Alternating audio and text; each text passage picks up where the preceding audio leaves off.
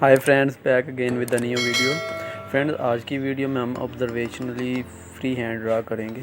तो सबसे पहले आपके पास जो रेफरेंस इमेज है उसमें से आपने देखना, जैसे मैं इस वक्त आई ड्रा कर रहा हूँ, आपने एक सिंपल आई ड्रा कर लें। अच्छे से ऑब्ज़र्व करके आप आई ड्रा करें और फिर पेंसिल मेजरमेंट या आप स्केल भी यूज़ कर सकते हैं। आप देखें आपकी आई की विड्थ कितनी है, उसकी लेंथ कितनी है, उसके अकॉर्डिंग ही आप दूसरी रेफरेंस इमेज को देखें कि वो भी आई उतनी या उससे कम या ज़्यादा है।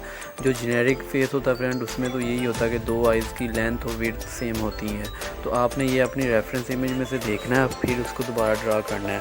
और दोनों आइज़ के दरमियान जो नोज़ की विड्थ होती है वो भी इक्वल होती है। और जैसे कि अभी मैं स्केल में भी ड्रा कर रहा हूँ, तो आप इस तरह स्केल से हेल्प भी ले सकते हैं और full observational free hand draw करें। और गाइस, ये कुछ फाइनल मेरे पास फीचर्स नहीं है, ये बाद में चेंज हो सकते हैं। तो इस तरह आपने लाइटली ड्रा करना है, तो लाइटली ड्रा करें और पेंसिल की टिप को यूज़ हरगिज़ मत करें, पेंसिल की साइड को यूज़ करें। तो ये देखिए, जिस तरह मैं पेंसिल की साइड को यूज़ कर रहा हूँ और बिल्कुल हल्का ड्रा कर रहा हूँ। और मुझे पता बाद में ये चीज़ें फ़ाइनल नहीं है, बाद में ये चेंज भी हो सकती हैं। ये देखिए, साथ साथ ड्रा करने के साथ साथ मैं उसको ऑब्जर्वेशनली देख भी रहा हूँ। तो फ्रेंड्स, इस तरह आप भी ड्रा करें, ट्राई करें और प्योर ऑब्जर्वेशन ड्रा करें। इसमें ये होता है कि आपको बहुत कुछ सीखने को मिलेगा। ग्रिड ड्रा करके आपने एक स्केच बना लिया तो क्या गाइस, उसमें इतनी लर्निंग नहीं होती।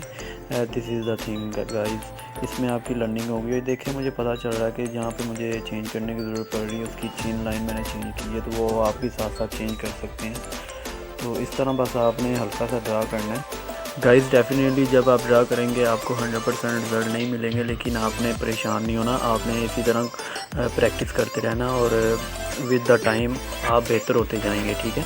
तो देखिए, जिस तरह मुझे भी अभी ये आप कह सकते हैं 50 to 60% रिज़ल्ट अचीव हुए। तो लेकिन ये है कि आपने आगे बढ़ना है, आपने मैसअप नहीं होना।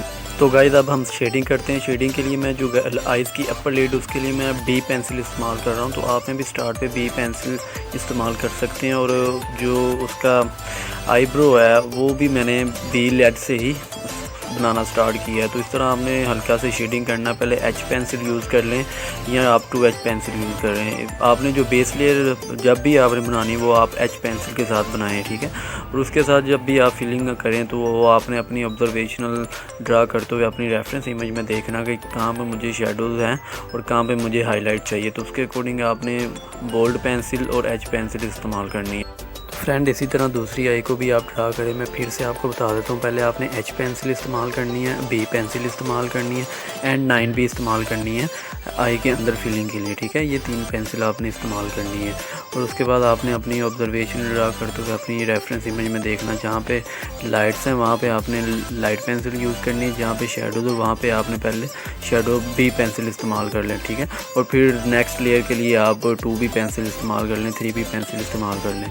और इसी तरह गाइस देखें, नोज़ में बिल्कुल ही पहले हल्का ड्रा कर रहा था और जो नोस्ट्रिल है उसको मैंने डार्कली ड्रा कर दिया। ये अभी मैं H पेंसिल इस्तेमाल कर रहा हूँ।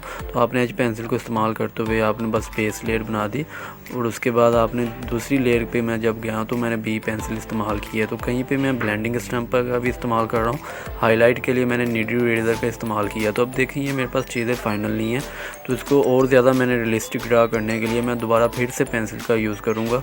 और इसको जहाँ पे मुझे लाइट है वहाँ पे मैं हल्का ड्रा रहने दूंगा, जहाँ पे शेडोज़ हैं वहाँ पे मैं एक बार फिर पेंसिल इस्तेमाल करूँगा। तो गाइस, इसी तरह बस आपने लेयर बाय लेयर काम करना है। और ब्लेंडिंग के लिए आप ब्रश भी इस्तेमाल कर सकते हैं। आपके पास ब्रश अवेलेबल नहीं है, आप टिश्यू पेपर या ब्लेंडिंग स्ट्रॉम या कॉटन बड, आपके पास जो चीज़ भी अवेलेबल है आप इस्तेमाल कर सकते हैं, नो इशू। तो अब देखें, जैसे मुझे पता चला ये चिन लाइन एग्जैक्ट नहीं थी, उस पर मैंने चेंजिंग की।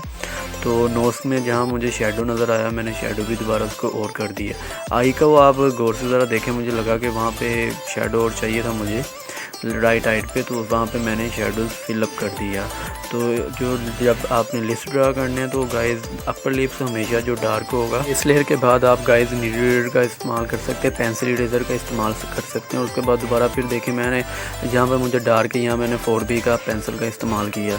तो गाइज़ इस तरह से आपने ऑब्जर्वेशन ड्रा करना, जितना आपने टाइम हो सके आपने इस पर एक्सपेंड करना। आप देखेंगे डे बाय डे आपकी बहुत ज़्यादा इम्प्रूवमेंट हो जाएगी।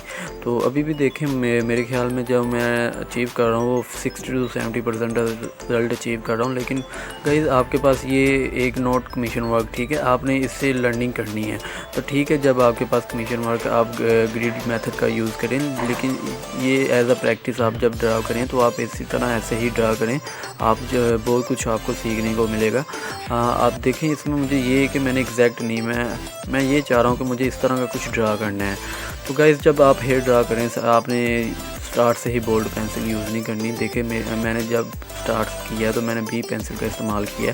बी पेंसिल के साथ हेयर की डायरेक्शन मैंने लगाए हैं, हेयर जिस तरफ हेयर की डायरेक्शन उस तरफ मैंने स्ट्रोक्स लगा दिए हैं। और उसके बाद मैंने दोबारा 4B पेंसिल का इस्तेमाल किया है। दोबारा फिर ब्लेंड करूँगा मैं ब्रश के साथ और नीडल इरेज़र का इस्तेमाल करूँगा। नीडल इरेज़र का इस्तेमाल करने के बाद मैं फिर उसको और ज़्यादा जहाँ पे डार्क है वहाँ पे मैंने और बोल्ड पेंसिल का इस्तेमाल कर लिया। तो इस तरह आपने देखना हेयर पे जहाँ पे डार्क है वहाँ पे आपने डार्क पेंसिल को थोड़ा प्रेशर के साथ अप्लाई कर देना, और जहाँ पे लाइट है वहाँ पे आपने वैसे ही स्ट्रोक रहने देने। और इसी तरह पूरे हेयर को इस्तेमाल आपने इसी तरह ड्रा करना है। तो अपनी रेफरेंस इमेज को देखें, जिस तरफ हेयर की डायरेक्शन है उस तरफ आप हेयर में स्ट्रोक लगाएं, और टाइम टू टाइम आप बेहतर होते जाएंगे। और गाइस देखें जब आप हेयर टू हेयर चलते हैं तो उसमें बहुत ज़्यादा आपको मुश्किल पेश होगी। आपने ये करना है कि मैंने इस तरह के कुछ बाल, इस तरह के हेयर मैंने ड्रा करने हैं, ठीक है। तो गाइज़ होपफुली आपको अभी तक वीडियो काफ़ी अच्छी लग रही होगी। अगर आपको अच्छी लग रही गाइज़ ज़्यादा से ज़्यादा इसको शेयर करें, लाइक करें, और मेरे चैनल को सब्सक्राइब करना मत भूलें। तो गाइज़ देखें अभी मैंने फर्स्ट लेयर ड्रा करने के बाद दोबारा उसी तरह मैं फिर 4B पेंसिल का इस्तेमाल कर रहा हूँ और सेकंड लेयर को इस्तेमाल कर रहा हूँ। सेकंड लेयर में अभी आपने वही सेम टेक्निक रखनी है, जिस तरफ हेयर के डायरेक्शन में उस तरफ आपने स्ट्रोक लगाने हैं, और जहाँ पर डार्क वैल्यू तो वहाँ पर आपने थोड़ा ज़्यादा प्रेशर अप्लाई करना है, और इसी तरह अपने वर्क को कंटिन्यू रखना है। तो कोई मुश्किल नहीं गाइस हेयर ड्रा करना। और देखिए आपने साथ साथ दूसरी चीज़ों को भी ऑब्ज़र्व करते रहना है।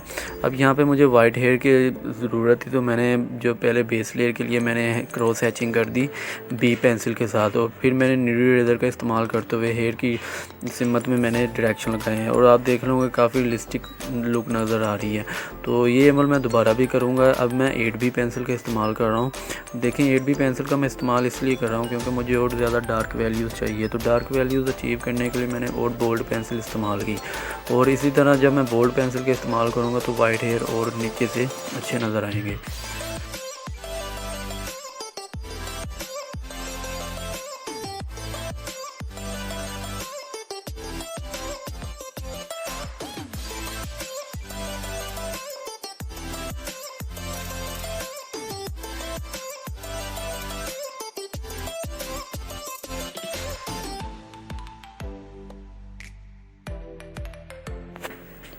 तो गाइज़ होपफुली आपको वीडियो काफ़ी अच्छी लगी होगी। अगर आपको अच्छी लगी तो please do subscribe my channel and share this video with your friend, cause आपको इस चैनल पे इसी तरह आर्ट से रिलेटेड वीडियोस मिलती रहेंगी।